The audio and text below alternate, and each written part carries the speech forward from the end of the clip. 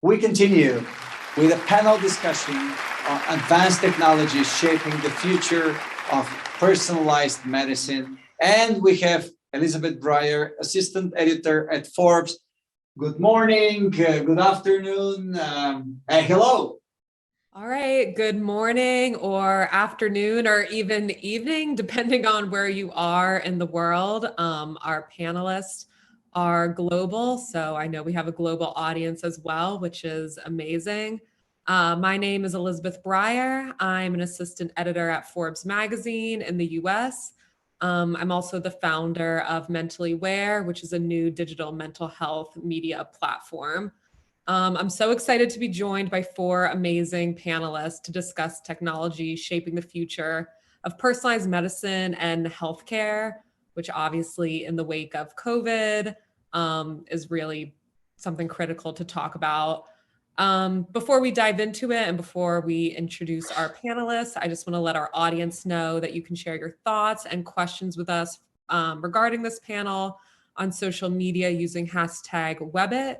And you can also have the opportunity to network via the TVS platform during the days of Webit Global Impact Week.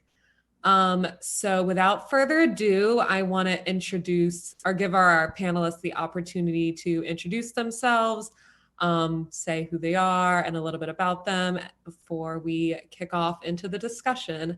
So Maki, I'd love to start with you and tell us where you're based and then just a little bit about your background. Hi everybody, my name is Maki Sugimoto from Tokyo, Japan. I'm a surgeon, especially for HPB, hepatobiliary pancreatic surgery. And also I'm a founder of Holoeyes company based on Tokyo, Japan. And XR, extended reality application company for surgical navigation or education and navigation. Radhika, how about you?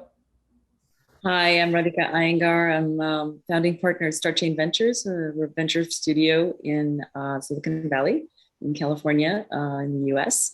And I am also CEO of Barley Corporation, which is a company that is redefining cybersecurity for healthcare and using Web 3.0 technologies. I'm an advanced technology expert, author of Enterprise Blockchain Has Arrived. And I'm very focused on the applications and implications of Web 3.0 and advanced technologies in healthcare, as well as other sectors, but very passionate about healthcare myself and really looking forward to this discussion on what does personalized medicine and personalized healthcare mean for the future. Yeah, awesome. Thank you so much for being here. And how about you, Stefano? Well, thanks. I'm honored to be on this panel, by the way, as you said to us earlier, amazing group of people.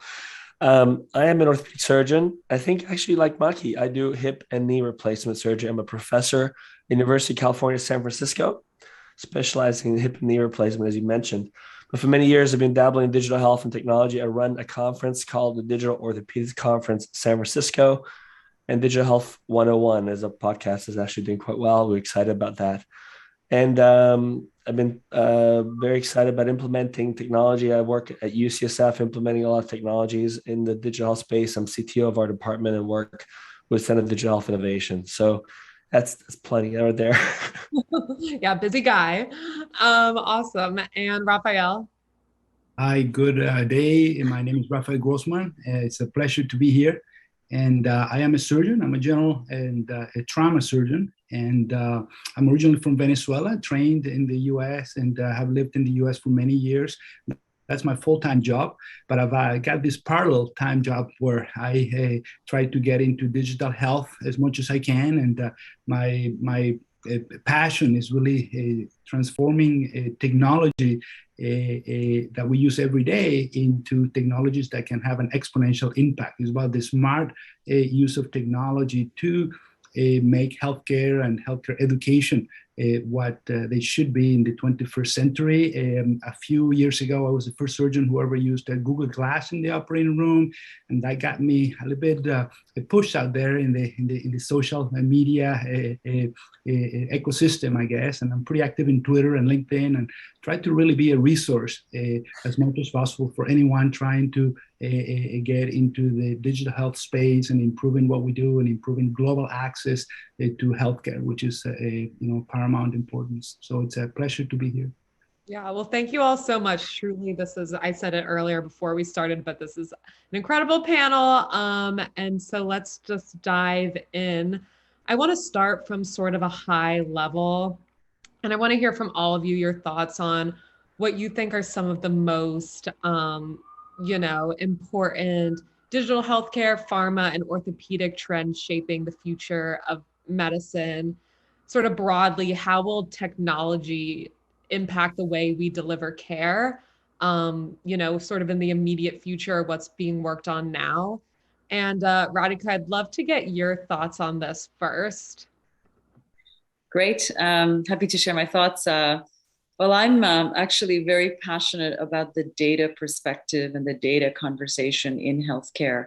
I'm a very firm advocate of looking at the foundational challenges we have with data in healthcare in order to be able to do all of the many things that we'd like to see realized in healthcare. So when we're talking about personalized medicine or personalized healthcare, a lot of digital tools that are available to us at our fingertips, so to speak, and so many great advances being made on many fronts. However, the underlying conversation around data is one that I find needs a lot more attention and a lot more scrutiny, if you will. And so for me, the conversation around healthcare really fundamentally revolves around what we're doing with data, how we take in data, what we do with the data, how we process it, and the output that comes out of it. And so for me, the entire conversation about health and what we see in the future of health really has data as its underpinning. So I'm very passionate about solving some of the biggest issues and challenges we have around data. If you look at the delivery of care, you can't deliver proper care if you don't have all about your patient. So, and doctors continue to suffer from the task of going through and reading through massive PDFs, for example, not really understanding the context around their patient and when they really should be focused on the delivery of care itself. So for me, technology is a great tool available to us.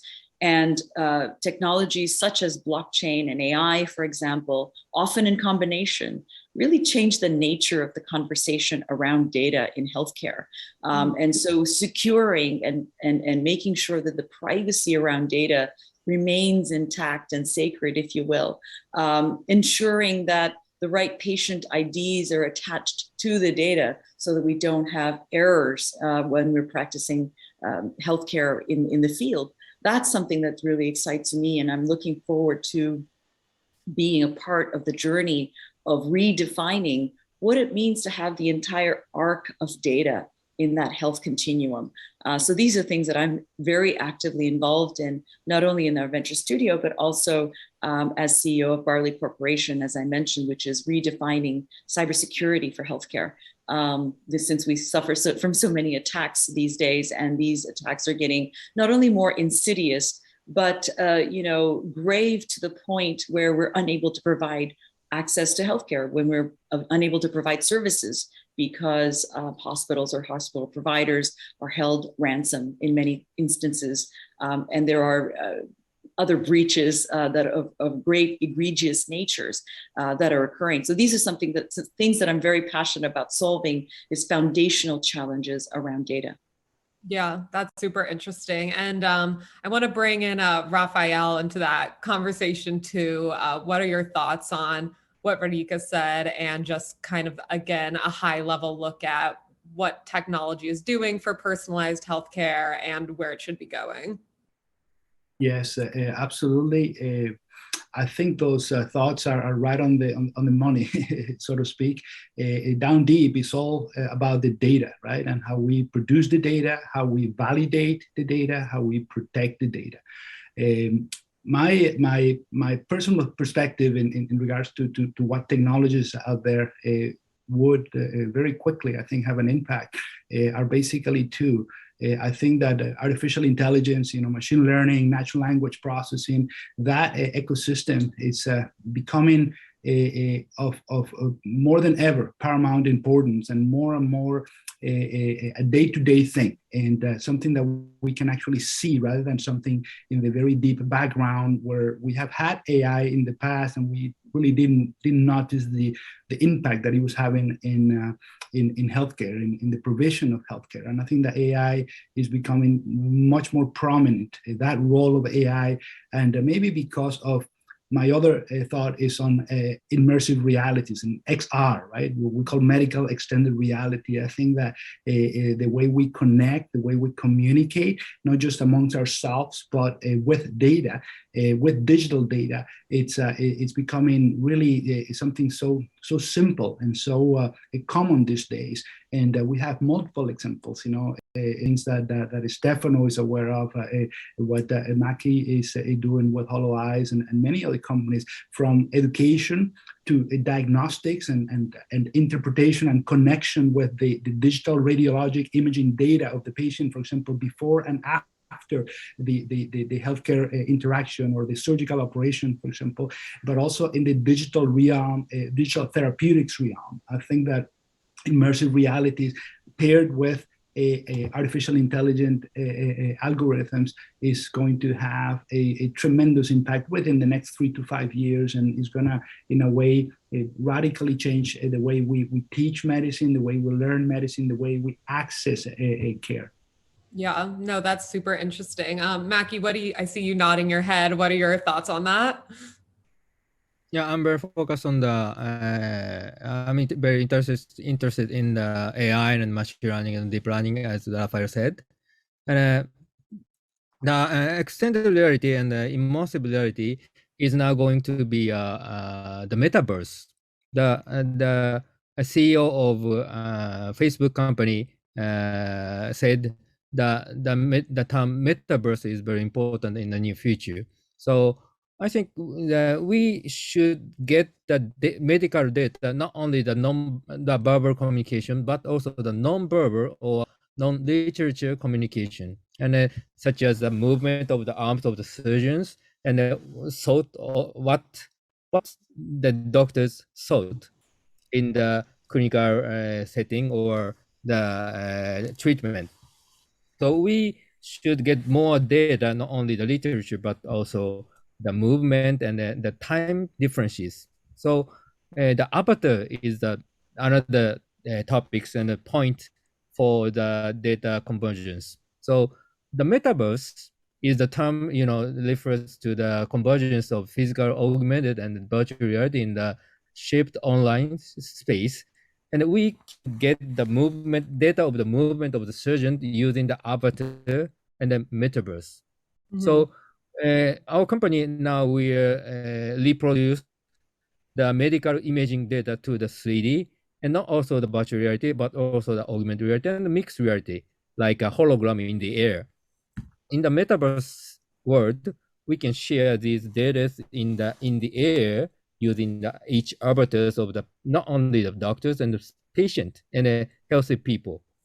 And we can gather the movement of their own, and we can turn their data to the AI or machine learning or deep learning. We can evaluate this movement is right or wrong for each patient, individual patient. That the precision medicine, I think. And in the near future, not only the patient but also the healthy people can gather in the metaverse world, and not only in the hospital but also the social settings. Yeah, no, that's a super interesting point, and I knew we were going to touch on metaverse at some point, so I'm glad we ripped the Band-Aid off. Stefano, what do you think? Yeah, look, fantastic stuff, and I totally agree with the concept. I used with Radhika and everybody. So here's the story, though. In healthcare, we actually suffer from datapenia. We don't have enough data to answer the kinds of questions we're expecting to answer. And that data is not currently accessible to us in ways we can actually use. Now, AI and NLP will help with that, as they'll start to tag the data and actually make it searchable. But it is a huge problem we have today. Now, the other thing is that we don't know a lot about the data we're looking for. So for example, in my research lab, the work I'm working on right now is trying to figure out how to do predictive analytics to understand how patients will fare after surgery. Now, here's the thing. Once I got into it and I started doing some work, I realized that we can talk about AI, machine learning, NLP, and all that stuff, but I don't know what data to collect from these sensors. What's the frequency? What's the hertz rate? How long do you have to collect it for? Does a patient have to wear it every day? Is once a week successful? How long does that data need to be collected for? So I had to turn to Google and have a big grant from Google. We're working together with the smartest people on the planet to try to figure out how to use these sensors in a way that actually gives us data we can use, as opposed to simply descriptive data, which is where we are today in healthcare. We can sort of describe a problem, but we're not there yet when it comes to understanding what that data means, and then how to implement it. And when we do implement it, what impact to expect. That said, it's all coming. I think that we're all setting the stage in really in really thoughtful ways, in such a way that we can start to bring a UI to the AI, because that's the other problem that we have. We now have this data, we're starting to make sense of it, but it's not in places where we can access it. So it's got to be really important for companies like Radhika that are investing in really next generation interfaces, is how to bring that information to physicians and patients in a way that's going to become more integrated. And when I mention patients, it's the last point I'll make, is that what you're going to see in the future is a potentiation of the patient. We get to personalized care. It won't be just the physicians providing personalized care. You'll see a massive change in the way that the patient will be part of the team. Years ago, at one of the Daniel Kraft's conferences in La Jolla, they asked me to talk about the future of healthcare.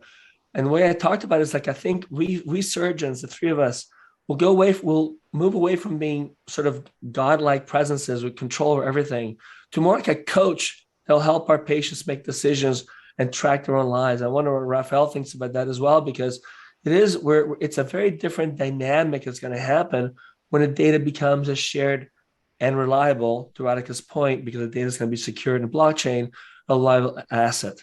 So it's an interesting place. We can see where we're going with the future. It's an exciting place to be. But right now, there's a lot of us trying to figure out the basic nuts and bolts of this data, how to use it, how to access it, how to collect it. Yeah, that's a great point. That actually brings me right to the next question I wanted to ask, which is looking at surgical care specifically. And I did want to ask Rafael this, how have you been using technology to improve your surgical outcomes? And, with data in particular and technology, how can this provide better access to surgical care, like specifically? Well, like I said, I'm a full-time surgeon in the U.S., in the Northeast U.S., and sometimes a lot of the things that I dream about and talk about and to help others build are not readily available for me to use on my patients. I certainly have changed the way that I educate my students, the residents, the patients, using technologies like XR, mostly virtual reality, but also augmented or mixed reality, teaching students, patients, how to connect with all that information that before was either verbal or in paper or in text form or whatnot. I think that's probably the most radical change that I've had in the last probably the last 10 years, I would say, using devices, mobile devices that now are not just supercomputers, but they're supercomputers with augmented reality capabilities. You look at any smartphone today has an AR core or AR kit capabilities, and you can project a living organ or heart or the anatomy that you're going to attack on that particular patient, and you can finally have those patients really understand what you're talking about when you draw a diagram or when you tell them what you're going to do. And so now, aside from that and beyond that, I think that especially the field of education, also with virtual reality and haptics, and how you can now factually train the surgeon in a much different way that we used to train in the past, and still training today in most places, and most places in the world. Remember that, we talk about a very the tip of the iceberg, sort of a glass ball of blessed access to everything that the world has today, but most of the world doesn't have access to that. But if we look at virtual reality, for example, and connecting virtually and remotely and teaching someone either in virtual reality or in live virtual reality how to do an operation. And if you add haptics and you add the feeling of that virtual world, and imagine someone learning how to do a procedure, a knee replacement like Stefano does, or hepatobiliary surgery like Maki does, or really any procedure, and not just surgeons, but imagine paramedics and emergency personnel, nurses,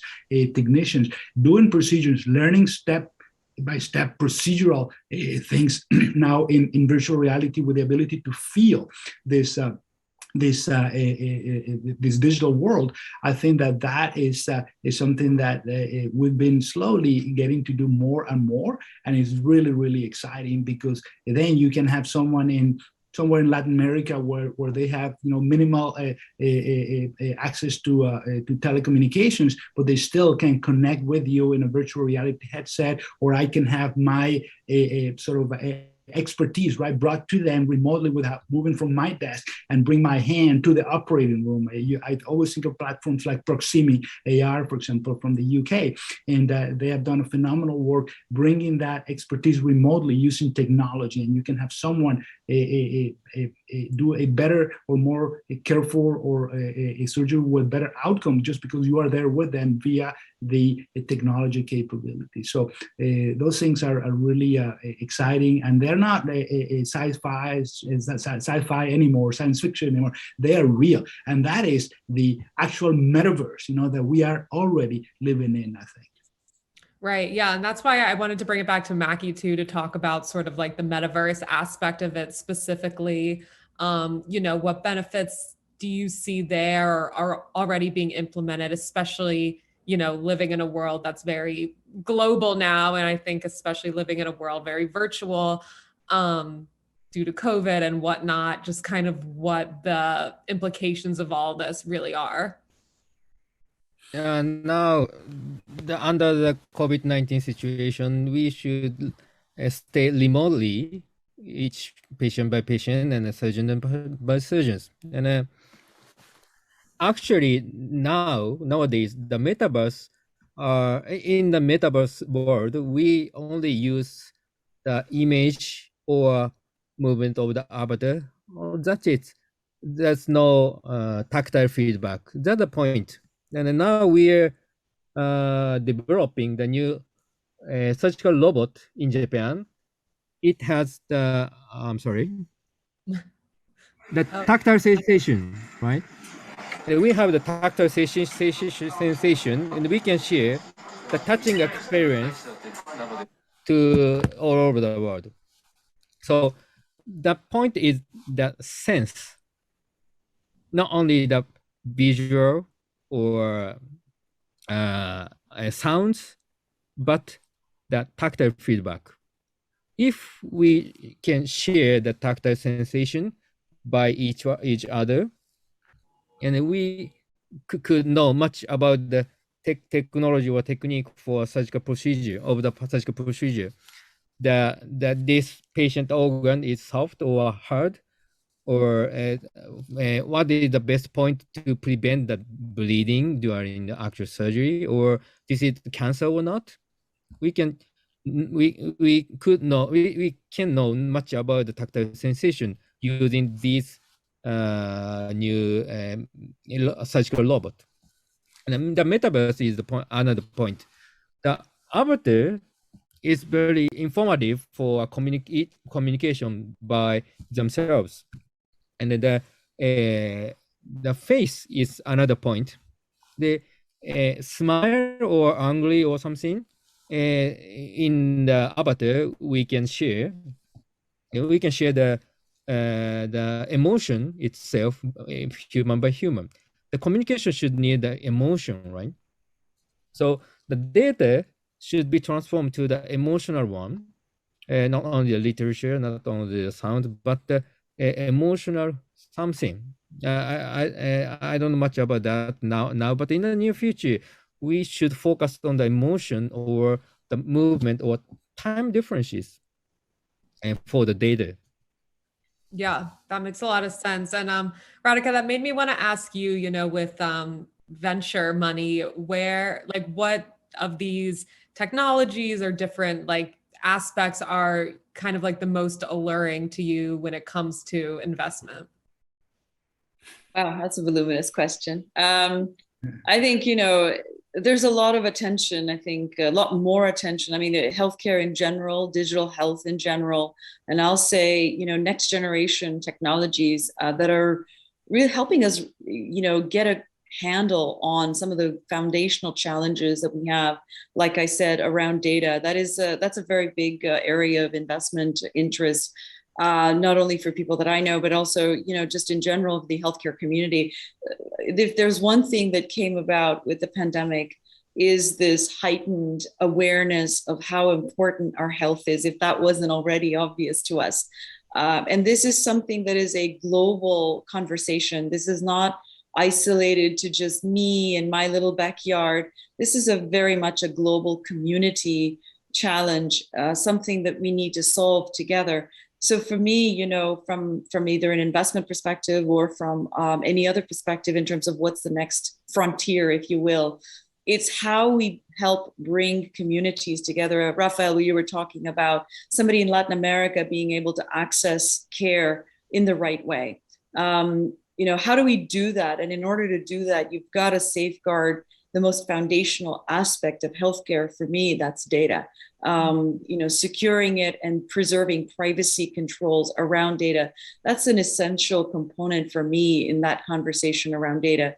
We can't do anything meaningful with the data until we secure the data itself and until we have this infrastructure around data that is securing and preserving privacy where we need it most.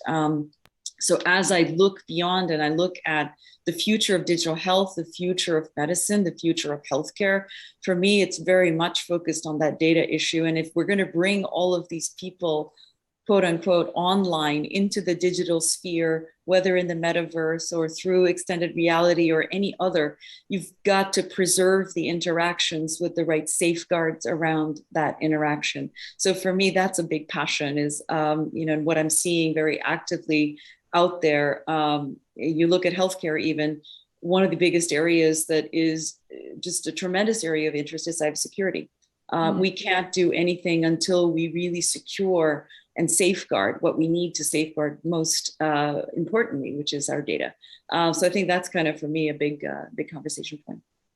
Yeah, no, and that was something I was going to bring up later, but since we're talking about it, yeah, I mean, cybersecurity has obviously been like a huge hot topic across so many industries, but healthcare, it's particularly pertinent given privacy issues, et cetera. So yeah, I do want to loop Rafael back in about that. Where do you think we stand in terms of cybersecurity being where we need it to be for technology, you know, to get it to where it's going? Are the levels sort of matching, and to what extent does it need to be sort of further developed? Yeah, well, I'm certainly not an expert, right, on cybersecurity, but I think that any physician, a practicing physician, probably anywhere in the world, has a lot of some of a very close deep feeling about security, right? Because I mean, in the US it's HIPAA, in Asia, in Europe it's different systems, but we're always been sort of trained, ingrained on us the fact that we need to make sure that the patient data, right, the health data stays private, and that there's always been, you know, for the last at least couple of decades, right, a very high focus on that. Now, that's obviously, you know, different than sort of the biggest cybersecurity conversation, but I think that it's such a major issue. You see how every day we learn about X or Y system being hacked in the US, and I'm pretty sure and Radhika would know better, all over the world, and millions of dollars and other currencies being asked for ransom, and a lot of that happens in healthcare because it's a very I guess a juicy, a very is golden data, I guess, right? But I think that we're probably pretty raw and pretty in the start of that slope in regards to how do we develop systems that really protect that data and protect health systems. And I would go back to what Radhika said, that it's all about the data and protecting that data. We need to start there, and we produce all this data in a sort of a random and crazy way. We're going to have a bigger problem. So I think that going back to your question about investment, I think that would be a very important area to develop, hence a very important area to invest on in order to get the systems out there that really can protect that information before the information even exists. So yeah, that'll be my thought.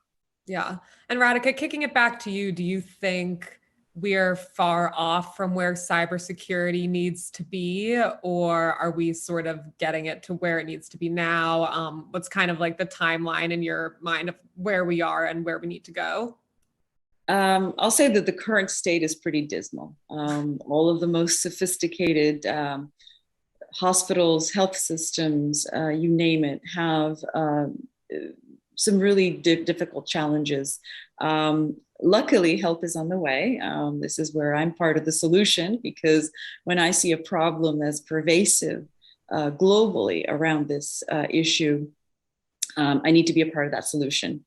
So the company that I'm building, Barley Corporation, is using Web 3.0 technologies, blockchain and AI to provide a zero trust environment for data. And so, what I'd like to see in the future is where we don't have to worry about it. I think, what you said about healthcare data being so valuable, so juicy, as you said, it's a tremendous incentive for people to try to get at it, and several $100s per record as the going rate. And if you get more complex data, the price goes up. So I think that, for us, when it comes to safeguarding privacy, safeguarding security by design, not as an afterthought, that's where I'm part of that solution in terms of building that next generation platform that secures trust around data in healthcare or beyond, right? And so this is not something that is an afterthought anymore. This has to be a core part of the infrastructure. And so that's what I'm very excited about solving.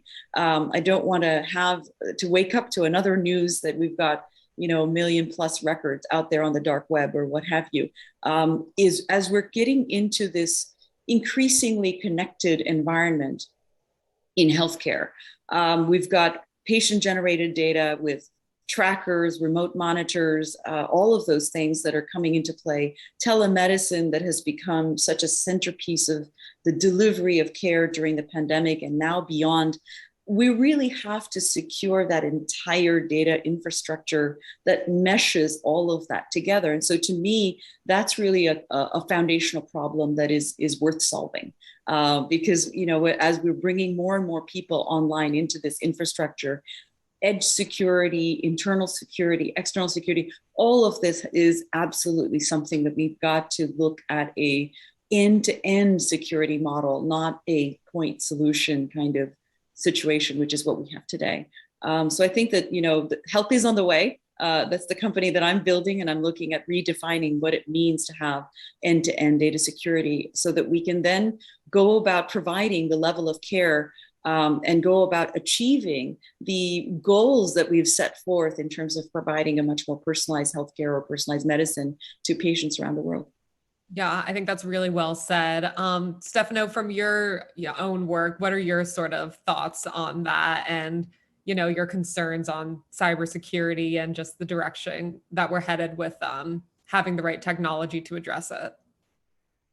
Absolutely. I think as has been said already, healthcare is the least protected of all the sub-industries in the US healthcare system. is also the place where there's the least amount of disposable cash to invest in investment solutions. That's the other problem is, and what's happening is the impact it's had is a massive chilling effect on the adoption of new technology, because every CTO of every healthcare system's number one concern is not having a data breach. So if you bring to them a solution that involves an API and an API impacts their electronic health record, they basically say no. They don't even ask what the question is, what the problem you're trying to solve. They say no. It's been absolutely amazing. I mean, you've got some, especially the CTOs are a little less aggressive in terms of their way of thinking about it. So it's an interesting problem in terms of not so much just what we've been talking about is the impact it may have on patient care and the need to be able to have this access, et cetera. And I think the blockchain may be a solution. There's also the question of security relative to quantum computing. When you simply can't create a password that's big enough and strong enough because the quantum computer can access it, that whole idea of securing data by having a password protected data set kind of goes out the window. So you're going to have to rethink how we collect the data, and that's where the blockchain really comes in. So we're going to see a massive shift in data collection. But again, I want to come back to this idea that we have, the data may be juicy, but it's not as good as you think it is. The only reason it's juicy is because people care. We're going to move into a situation where your healthcare data no longer is a secret. It's a historical asset that we have when people, because it's worried about discrimination about the use of that data. That's really the use case problem, right? So to think about how we're going to change our relationship to our data, particularly our healthcare data, who's going to own that data? Will it be accessible through the web, or are you going to carry it with you as your own personal data kit? So there's going to be a significant shift in how we approach the data issue, as well as the data collection process, and then I think a social qualitative issue about how we approach our data. I think you'll find that with time we'll become a lot more relaxed about it, because once you have genomics out there and we understand how to use the genomics, we'll be more of an open book. Yeah. That's a really interesting point. And a few of you now have mentioned blockchain specifically. And I kind of want to dive into that and sort of elaborate on the current role of blockchain in healthcare, as well as its future implementations. And I'd love to, while I have you, actually start with you, Stefano, kind of elaborating on like the use of blockchain in a healthcare setting. Like, what does that actually mean? Right. So the blockchain is a secure ledger, right? It's simply, think of it as a very fancy Excel spreadsheet that you can't change. That's the simplest possible way. Radhika may have a better solution, but just so somebody doesn't understand it well, it's a data set that's immutable and changeable. The problem is you don't want everything in the blockchain. Usually the key data points. The blockchain is not an inexpensive thing to set up, energy-wise, et cetera. I think a lot of people tend to forget that it's not the easiest thing to do. But Radhika and some other companies are trying to solve that problem. Nonetheless, the blockchain creates us an immutable data chain.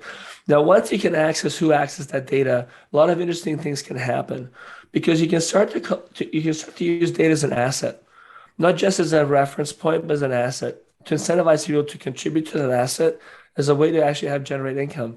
It's an interesting concept we've been thinking about in terms of how to collect data from patients longitudinally when they stop having an interest in providing that data, because that's another issue with us, right? Because we want to go from occasional data provision to continuous data collection. The problem is once you start getting to continuous data collection, the amount of data that we're asking for is so massive, you simply can't put all of that in the blockchain. So we have to figure out where the blockchain has its most value and then apply it to those data sets. Now, that may be my understanding of the blockchain as it stands today. It may be that it's moving forward into a whole new world and universe that will be more accessible. And I think Radhika is nodding. She wants to jump in on that. I just wanted to jump in just to set the record straight, because I think there's some misconceptions around blockchain. So first of all, I'll just address the energy consumptions and so on. That's really for proof of work systems and the permission networks, permissionless networks like Bitcoin, for example, et cetera. When you're moving into permissioned environments, which is where I work in enterprise, energy is not at all a consideration, because it's the way you compute. It's not a compute intensive kind of activity. We're going to get into the deep weeds if I continue along that course. I just wanted to mention that. The other thing is that, if you're looking at what exactly the blockchain is, it's beyond just a database. This is about multi-ownership of data. So right now we've got single owners of data. We've got central repositories of data. And so these centralized systems just have a construct where it's one owner of a data set. People can have copies, but that copy is not owned by you. In blockchain, it's a very different construct, which is that there are multiple owners of that data. You all see the copies of that data, but you also own those data. So, it's a very different mentality, a different approach to the conversation around data. So I just wanted to, jump into what Stefano was saying so that the audience understands that there's a very different way of looking at how we share data. And then to be clear, blockchain is really not meant for the actual data itself. These are records of the transactions on data, and that's a very different thing we're talking about. Storage is a very different conversation, and there's decentralized storage mechanisms, which are much more powerful than centralized storage mechanisms, again, because you've got this splitting into data into multiple owners of data, if you will. So when hackers trying to get in, for example, they can't because the data is not all in one place. Unfortunately, with the systems we have today, all of the data is basically in one central repository. So if you can hack your way into that system, you basically have keys to the kingdom. So I think, I just wanted to put some broad brushstrokes around what Stefano was talking about, because some of the understanding around what blockchain is, how it provides value to systems in healthcare, for example. And so when I was talking about the zero trust sort of environment, as well as being able to log every single thing that happens in terms of a transaction record, that's really very powerful, because now you're seeing anybody that's trying to interact with the data at any given time and being able to see what happens. Yeah, no, thank you for that. I think we all definitely, I think blockchain for a lot of us is sort of a confusing topic. So it's great to have the broad brushstrokes, as you said. I want to sort of switch gears a little bit. I know we've talked about a lot of like the AI and sort of the more ethereal looks at the technology that exists, but I want to go kind of deeper into like the physical applications, specifically robotics and how that's defining our surgical future. So I want to actually talk to you, Maki, about that, how robotics are playing a role right now in the future of personalized medicine, and what are some of the technologies you hope that field will expand into? Yeah, robotics for medicine is very good, but very informative. And but now, the automatic surgery is not realized in today. But we are now focusing on the movement of the arms of the patient, of the surgeons, or the tactile feedback of the organs and cancer lesions or something. But I'm very focused on the problem about the responsibility. Then the to whom does medical practice data belong? That's very important point. And we surgeon can perform the surgery, but the movement of our medical devices, the data of the movement of the medical device is to whom does these data belongs, and we can calculate and we can analyze the movement. It's good or bad, but who belongs it the data, and we need the usage rules for standardization, for regulation to use the surgical robots.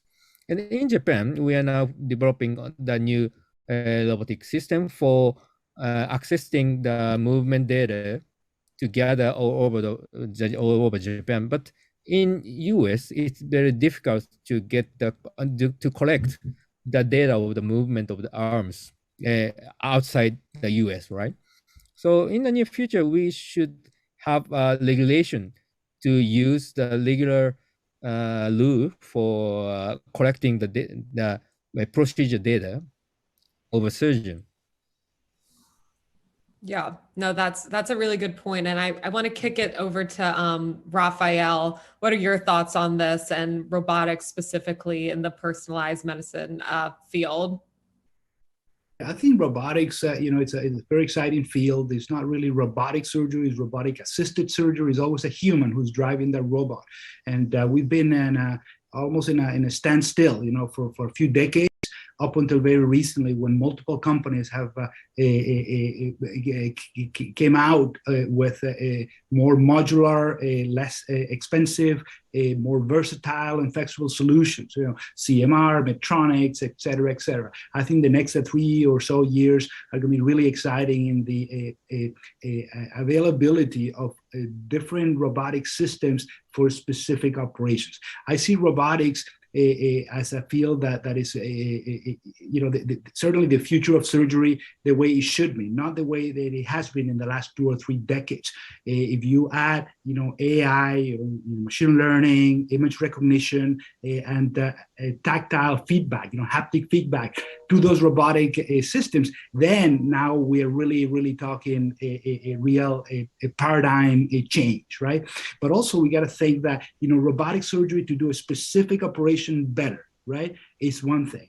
But then we need to think how robotic surgery can then bring that potential of getting that excellent surgery to someone who does not have access to that system. And initially when robotics was thought of, back to 25, 30 years ago, the US military is trying to develop robots where a surgeon, saving a hospital in a city could do remote telesurgery, right? Somewhere else in the world where his expertise or her expertise was needed. So we need to go back to that in a sense. And we are slowly getting there with AR and companies like that said, Proximity AR, but we need to find a way, and we will, where the robotic system is so portable, so inexpensive, so easy that and so potent in a way that will allow that expert surgeon to do remote surgery in a place out there, where the surgery is needed, because we need to improve the outcome locally, but we need to also improve access to global health, to global surgery. That is a paramount importance that we cannot forget about that.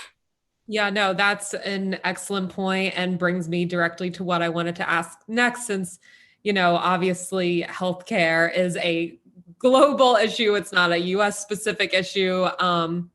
So what's the adoption of new technology in medicine around the world? What are the big differences and what do we need to unite on to have an impact on the effect of healthcare? What technologies do we need to see, as you were just saying, to sort of bring these modern technologies and practices to the entire world and not just certain countries that are maybe developing them? And I want to go to you first, Radhika, to hear your thoughts, since you're investing in these companies, and kind of get your thoughts on what we need to make this have a global impact. So again, really great question. When I think about the global landscape, it's a pretty varied landscape. So if you're talking about providing medical care in, say, the US or maybe in Europe, for example, it's one scenario. And then when you look at emerging markets, it's a very different scenario.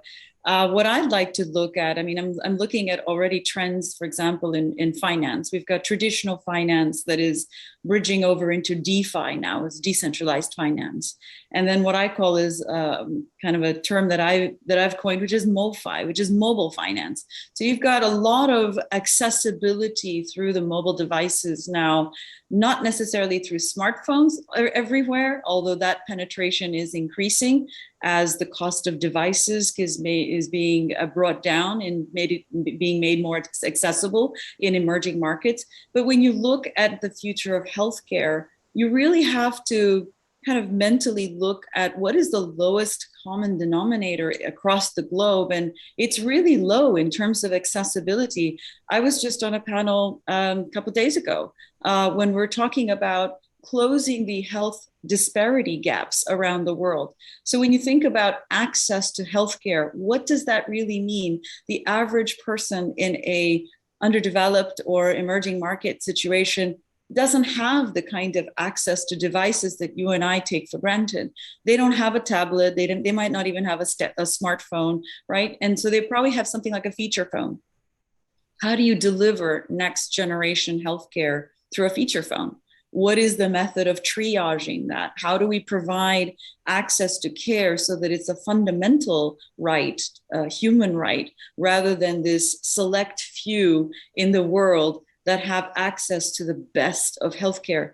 So I think that when whether we're talking, robotic assisted surgery or robotic assisted healthcare, or whether you're talking about telemedicine or any of those advancements that we've seen that have been so amazing and have brought the world a little closer as we solve these global health crises, we've got to think about the lowest common denominator. So if you've got a community that doesn't necessarily have access to internet, that doesn't have access to power, that doesn't have access to the type of connectivity that we see today in the developed world, that's something that is of great concern. So how do you develop next generation healthcare and systems that deliver the best of care to everyone globally? This is something that I'm looking at. So, when I'm thinking about impactful solutions, I'm absolutely thinking about how do you deliver that care to everyone, not just the few of us in the world that have access to the best of technology.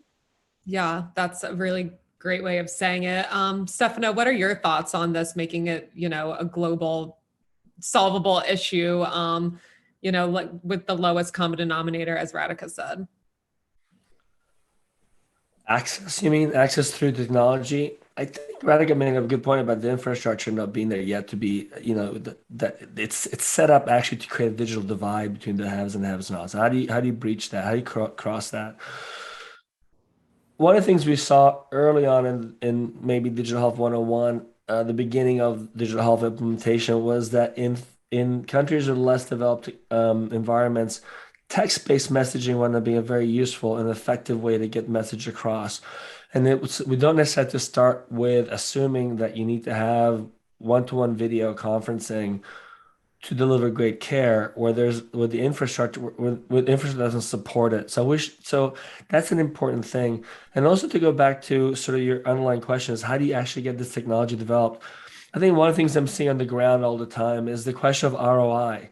I mean, without pushing back, we didn't get to it earlier, but where I'm seeing the biggest impact of these technologies right now is not in the fancy, sexy stuff of delivering virtual surgery across the planet. It's things like resource reallocation in the hospital, optimizing user in an operating room.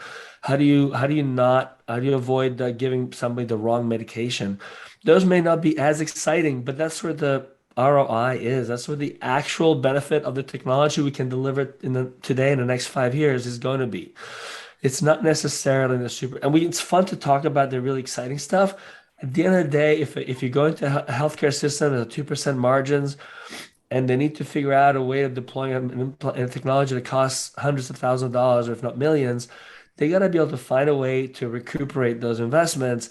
And it can't just be in better quality unless that better quality increases their margins some other way. It has to be, it's addressing a problem, and it can't just be a regular problem. It has to be a real pain point. One of the biggest pain points in healthcare right now isn't quality of care we deliver, especially in the United States. It's physician burnout. It's the fact we're running out of doctors. We have 11,000 physicians shortage. We're looking at 400,000 medical assistants shortage that predates COVID. And then we had the massive sick out. Everybody's gone. We don't have enough certain nurses to staff our operating rooms. These are the real problems today. They're not necessarily data sharing. They're not necessarily telehealth and telemedicine. It's how do we deliver care on a day-to-day basis, and infrastructure that's starting to break under the pressures of the demands that are put upon it. And there are digital solutions. They're awesome. We have this issue of security that has to be breached because hospitals are unwilling to take on these challenges because they're worried about security. So I think what Radhika is doing is right on target. The key to the deployment of these technologies is going to be in solving the security issue, and very soon thereafter solving the ROI issue. And the back of that is everybody's going after the doctors, and without getting too political about this, but recently they just dropped physician payments again. So you got this decreasing resource, and they're making it harder to get the work done. and it isn't helping. And so the entire system is going to have to go through this massive restructuring, around which will come better data collection, better data sharing, et cetera. But there's some really important things happening right now that are going to take precedence to some of the very sexy stuff that we've been talking about. But I love what Radhika is doing. I'm so glad she corrected me on blockchain. I have a lot of learning to do as well, as always. But the concept though is still there. And it's going to be one of the key solutions is how do you decentralize the data so it's not hackable? I mean, that's such a great point that she made. Yeah. Well, can I just jump in, Stefano, because I just have to. The other thing that we're going to be able to see with decentralized technologies is patient IDs. It's a whole new conversation. I think we've been talking about patient-centric medicine for such a long time, and where are we with that? We really aren't anywhere with that as far as I'm concerned. So I think that from a data perspective, when you're talking about patient-owned data, truly where we're granting somebody access to our data, healthcare data, we're going to be able to see a next generation of healthcare that we've only dreamed about. If you think about access to the millions, let's say even in emerging markets or the developing world, as they're coming online with feature phones and so on, we are going to have unique patient IDs that are decentralized, not hackable, that now grant the right kinds of access. You're going to have to make sure the doctor has to be able to have that security mentally saying, this is the right patient I'm treating, even if it's many miles away. It's not somebody posing as a patient, because that data and that context around who that patient is going to be incredibly important to provide the right level of care for that person. So I'm glad that we're having this conversation around patient data and ownership. What does it mean to have that? How is it going to transform the kind of care delivery we're hoping to see in the future because of that?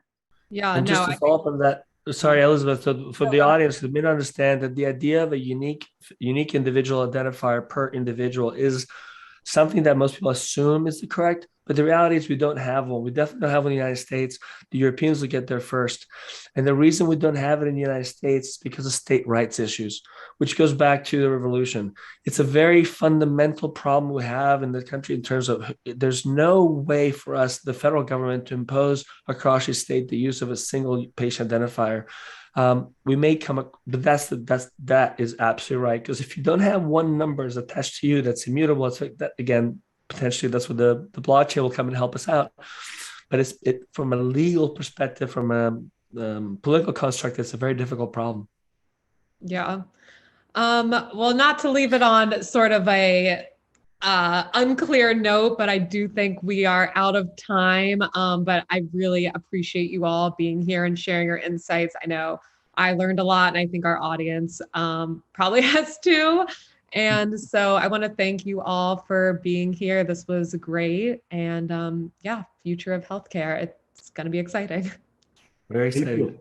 Thank you, Elizabeth. Great to be with you all.